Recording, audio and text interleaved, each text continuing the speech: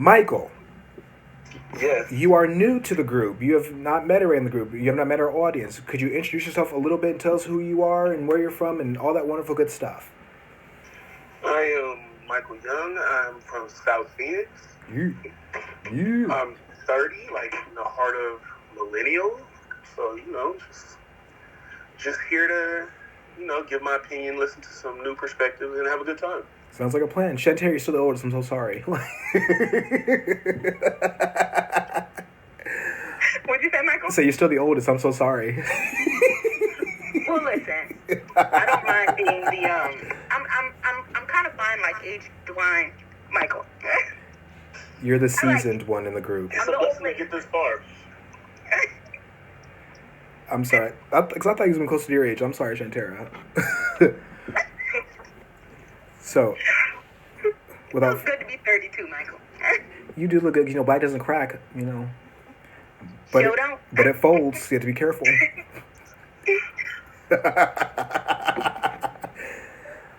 All right, so let's get to the first question, shall we?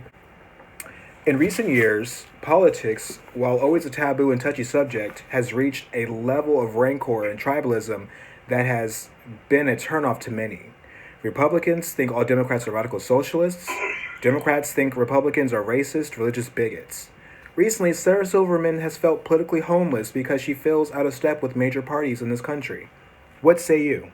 So for me, and I'm trying to stop saying for me so much, but I think I'm just a little, I feel about politics the same way I guess I feel about religion now. Mm-hmm. And that's just like more recently, since the whole Bernie Sanders DNC debacle. Like I'm just turned off by politics. It just seems so, there's so much interest in it. It's like personal interest, right, that I just can't see. I don't even see the point of it anymore. Like having a Republican Party and a Democratic Party and all of the other like branches. I think I'm just jaded by politics as far as today is concerned. That's fair. I mean, for me, like I see it, people in today's age, like it's not just politics, but a lot of things lack nuance. Nobody wants to take the time to see the context. Right. And so, like, politics is boiled down to team sports. Mm-hmm. I'm a Republican, so I'm always going to ride with the Republicans. I'm a Democrat. I'm always going to ride with the Democrats. That's right. And I don't care what happens because that's my team. Mm-hmm. And I'm not saying that it hasn't been like that for a while. Like for some people, that's how politics has always been. They check the same box every time without any consideration. But I think because our generation is probably the most politically inclined, we start to notice that everybody sucks. Right. So now you feel like I don't know who to pick, and you ask your parents, and if you're black, like I'm black, I'm not sure. I think everybody on here is black, but they were Democrats, and they were, go Clinton and all of that good stuff. And then I got older, and I realized Clinton was a shitty guy. Mm-hmm. But then Bush was a terrible guy too. Right. So I can see why the term political homelessness is like taking off, because the more we become aware of these people, everybody sucks. Right. That's fair. I know you hate the term for me, Shantir, but I'm going to use that term because I say that all the time. For me, the way I look at it, because like for me, it was, as we all know, I've always been politically minded, politically active, so on and so forth. And in mostly the last 4 years, ever since I came out as a Bernie bro, like there's no real space for people, for like me in the Democratic Party, because a lot of people they say they're liberals, they say they're left leaning, but when you think about what a Democrat actually is, it's more so like what a Republican used to be in the 1980s and 90s. And so for me, I'm to their left, and like during the primaries, in the past 4 years, whoever's seen my Facebook, they know like I've had moderates come at me left and right and sideways to talk about I lack intelligence, I lack insight, so on and so forth. And so for me, when I think of political homelessness, it's like I feel like it's only that way for people who think outside of those fringes. If you're not a hardcore conservative or a fiscally conservative, socially liberal type of person, whatever, you don't have a home. If you're, a socialist, that's a problem. If you're super religious, they think you're crazy. Those people who are on the outskirts don't really have a home anymore. And it's like back in the day, we had more than one party. We had more than two parties. You could be a libertarian and vote libertarian and vote Republican and vote Constitution Party and vote Green Party and Democratic Party without it turning into this big mishigas where it's like you have to vote one or the other. And I feel like that's the big thing. It's like we're down to two parties now, and people don't want to rock the boat. Now, remember when Bernie ran, people were like, oh, well, why don't you just form your own party? I'm like, if we formed our own party right then and there in 2016 and 2020, Hillary for sure would have lost. And Biden definitely would have lost. And they're going to do to the Bernie voters what they did to us in 2016 is like, oh, it's all your fault. And now here I am. I'm like, now here I am a Bernie bro in 2021. Now they're like, oh, well, you're on our side. I'm like, but I'm not on your side. I don't agree with your policies. I don't agree with your perspective. And pretty much you guys are every bit as nasty as people on the right are. Truth be told, I might catch a lot of flack for this, but people have been far worse to me in the middle than they have been on the right. But I can see that. Huh? I can see that. It's like, they're like, oh, we love Trump's hate. I'm like, yeah, but love Trump's hate only until we go against your God. Because I've made a point to say this now, and I stand by this. Look at 2016 in particular. There are some things that Donald Trump had in spades over Hillary Clinton when it came to policy, especially trade. He ran to her left. It's like there's no denying that. There's no denying the fact that Bill Clinton was a hashtag Me Too waiting to happen. Biden was a hashtag Me Too waiting to happen, what have you. And we want to sit and focus on Trump being a sexual profligate, and that's fine. But Biden's also had his scandals in the past. But we can't talk about that because, he's one of ours, and we don't believe the woman, even though we're told to believe women every other time. The same thing. That's very true. The same thing's happening with Governor Cuomo. Like, they're like, oh, well, this is just a conspiracy. Trump's going after him. I'm like, no, he's a dog. Simple and plain. Dogs don't care. And he killed hundreds. He was responsible for hundreds of deaths of seniors back into retirement homes when COVID first hit New York City. Right. And it never got brought up. We were if we only watched MSNBC, we were made to believe that Governor Cuomo was doing all he could. He was a saint. In spite of Republicans getting in his way. And he was above criticism at the time because it was an election cycle. People were trying to have whispers of him being like a late entry into the Democratic primary. All the while, there were thousands of seniors dying in New York City because of his decisions to put them right back in these high-risk areas with other seniors. Right. That is so disgusting. It still never gets talked about. Ever. It's appalling.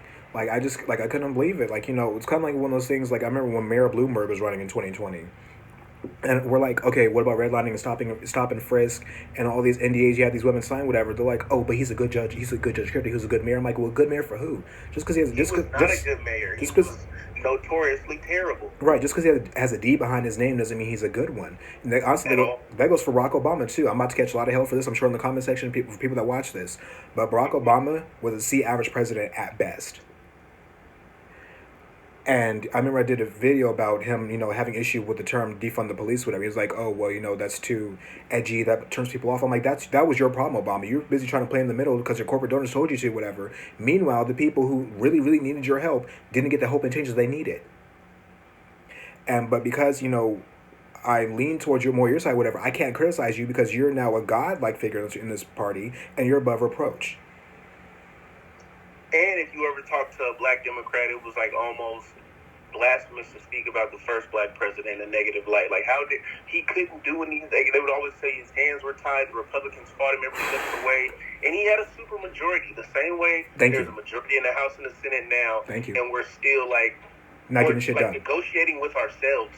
Right. Like when they watered down the relief bill for no reason. Like, no Republican voted for it anyway.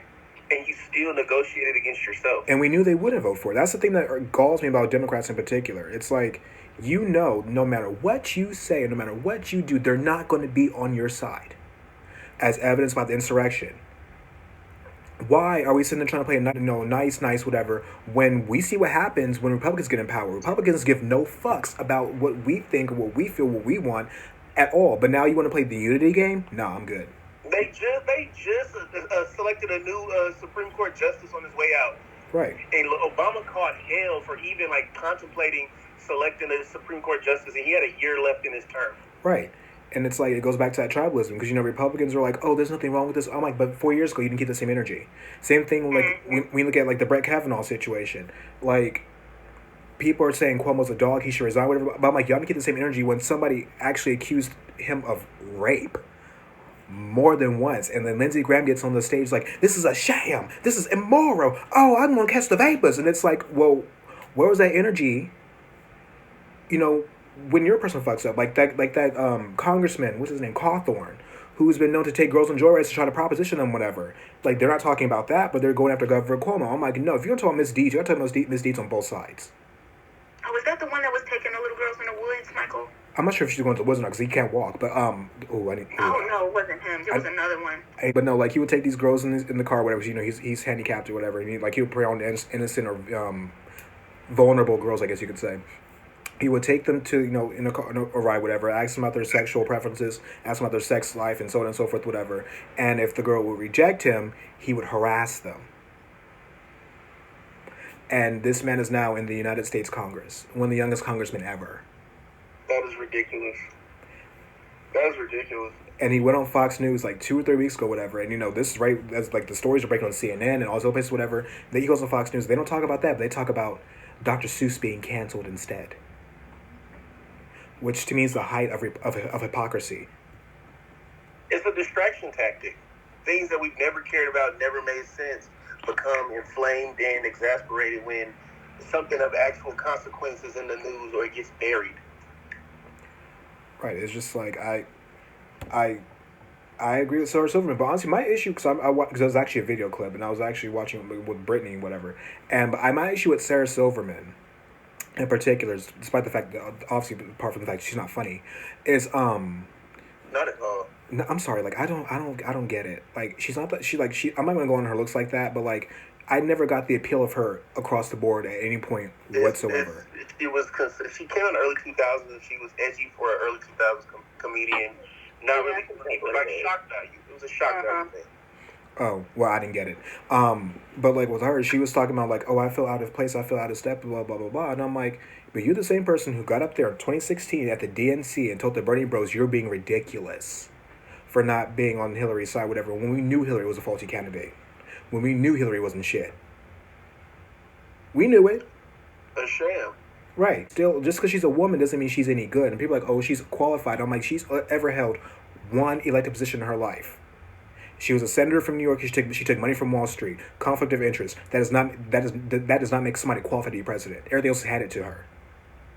Secretary of State. She had a huge incident, which they wouldn't let it go. Benghazi was everywhere, and somehow she still kind of walked away from that unscathed, unreprimanded. Like, honestly, that Benghazi thing, that pisses me off, though. Because, honestly, I'm going to have to stick it for Hillary for a second if I can. Oh, God. I can't remember to do this. The plot twist. I know, because like, everyone knows I hate Hillary Clinton. I have an issue with the fact that the Republicans will not let go of Benghazi for going on 10 years now. But they expect us to go with the fact that Russians interfered on Donald Trump's behalf in the election in 2016. I do not like the fact that they were against impeaching Donald Trump because he had just left office 2 minutes ago, when 3 minutes ago he incited a riot. So I do not like the hypocrisy, again, going back to saying, oh, well, Hillary, what about her emails? What about Benghazi? I'm like, yeah, what about Trump and the people that he's allegedly sexually assaulted? What about... recorded phone calls. Right. Like, talking about, well, we need you to look into Biden, blah, blah, blah, blah, blah. I'm like, and we're supposed to sweep that under the rug. Again, it goes back to hypocrisy. And it's like, honestly, for me, it's so hard in politics to be neutral. Because like, the way it is now, like, honestly, people in general, it's not even just a political thing. I think it's just a thing in general. You're black or white, you're up or down. There's no in between. No matter what you do, no matter how you do, it's just you are either this or you're that, and that's it. For people who don't like labels, we label the fuck out of each other all the time. Everything. It's a lack of nuance. Or if you have an opinion about something in one subject, you're not allowed to have that opinion because in another subject, your opinion isn't valid. Like, right. It's very, you have to walk this straight line. There's no room for any kind of gray area, or I would like to hear some context, because people don't want to listen to context anymore, and everything has been so based on trying to turn a dollar and clickbaity and grab your attention regardless of whether it's fact or not. And we can't even turn to media outlets or newspapers for any type of direction because they've fallen into the trap of turning the news basically into reality TV. Yeah. That's very true. It's all very interesting.